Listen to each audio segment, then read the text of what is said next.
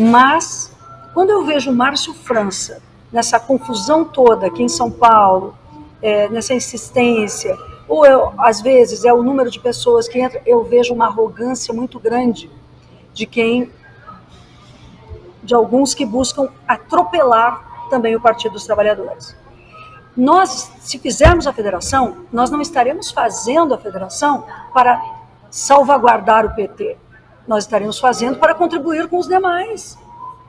E contribuir, inclusive, porque a campanha do Lula, presidente, que virá hoje como pré-candidato, também não é só para nós. Todos aqueles que tiverem e aquelas que tiverem consciência da situação brasileira não deveriam sequer pedir nada em troca para estarem com Lula. Eu acho que não há uma barganha aqui possível de ser feita, porque nós estamos falando da democracia, da luta contra o fascismo. Então, isso aqui, eu acho que Lula, a campanha de Lula é uma coisa que deveríamos estar todos naturalmente juntos. O PT, eu vejo que o PT tem abertura para a federação, mas não para imposição, porque federação já não poderia começar com imposição.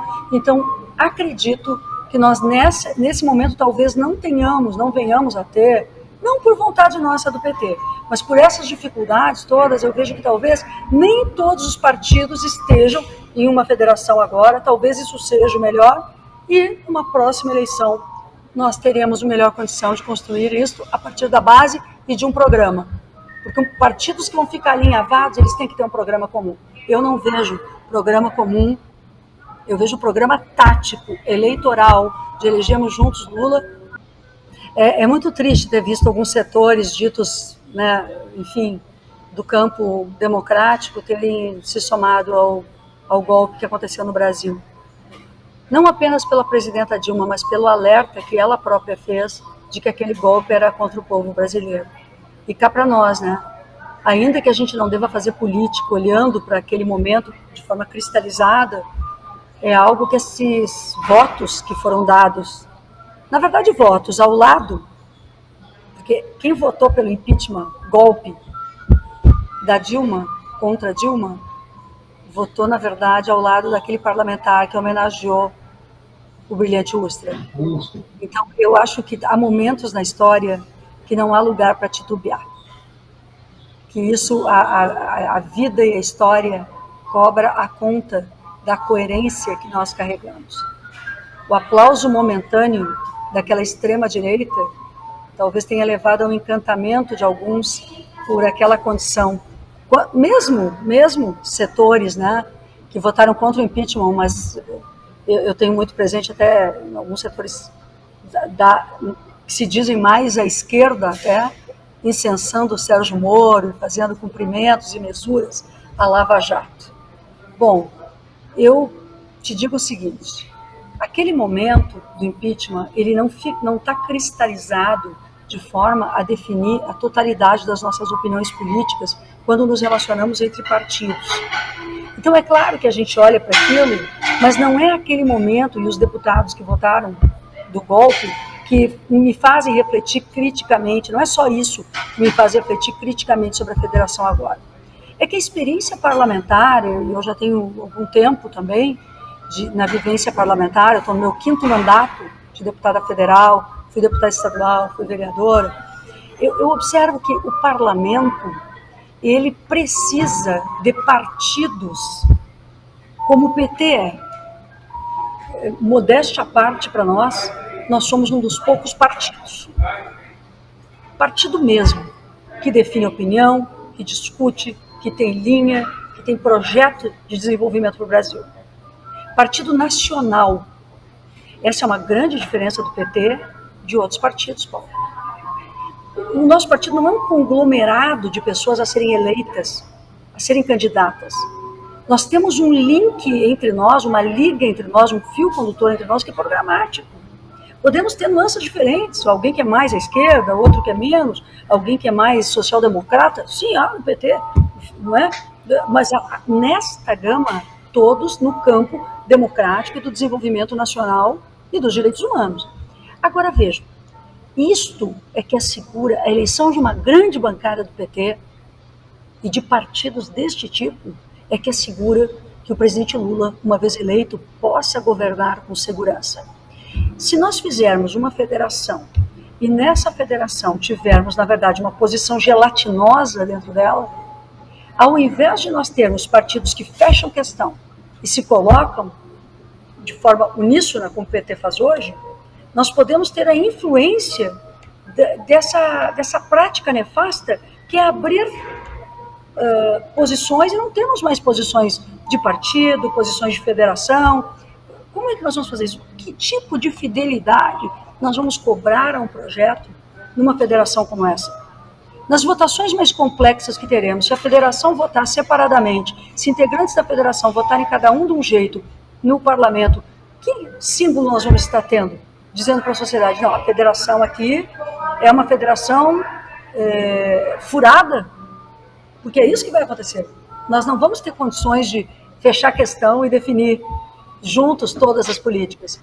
Vamos passar, do meu ponto de vista, para a sociedade a ideia de que a federação está em crise, de que o governo não terá base de apoio. Então, eu preferiria que nós seguíssemos tendo cada partido a sua linha e os partidos compondo um bloco, uma frente de trabalho que estivesse representada na campanha presidencial, na campanha do presidente Lula, tomara na campanha do Haddad, que é nosso pré-candidato aqui em São Paulo, e eu sublinho aqui que eu tenho um amor, um carinho especial pela campanha do Edgar Preto, lá do Rio Grande do Sul, que nós queremos candidato a governador, estamos debatendo com o partido, mas já há uma definição do PT do Rio Grande do Sul, da candidatura do Edgar Preto, por toda a força simbólica de um candidato que foi presidente da Assembleia Legislativa do Rio Grande do Sul, deputado mais votado há várias eleições no estado, filho do Adão Preto, vem do Movimento Sem Terra, criado embaixo daquela lona preta e nos assentamentos. Então,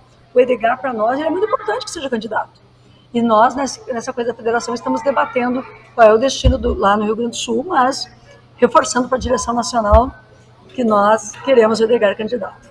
E eu acho que isso, para mim, é o que mais pesa, a coisa da violência contra os movimentos, sabe, a situação assim de Pinheirinho, tem coisas que me tocam muito profundamente sobre governos que foram os governos do Alckmin. Agora, dito isto, tá, eu vejo uma composição de caráter eleitoral como diferente de uma federação. Porque elas estão sendo debatidas ao mesmo tempo. A federação faz uma amarra entre os partidos. A composição eleitoral, a federação não é só para uma eleição, ela é para várias, né? Vai seguindo. Faz a federação, ela tem que seguir. 4 anos. Isso eu sou muito crítica à federação. Já quando me falam da composição de caráter eleitoral, que trabalha diferentes possibilidades, eu vejo o seguinte, podemos até sermos críticos a determinada pessoa, sabemos que no nosso partido não é tão natural vermos o Alckmin como vice, né? Será uma inovação, vier a acontecer, será uma inovação preocupante para muitos de nós, mas a condução da aliança é do presidente Lula. Porque não há condução da aliança feita por vice. Vice entra num programa que já está escrito. Aí as pessoas me perguntam assim, mas e o Temer? Foi um vice golpista.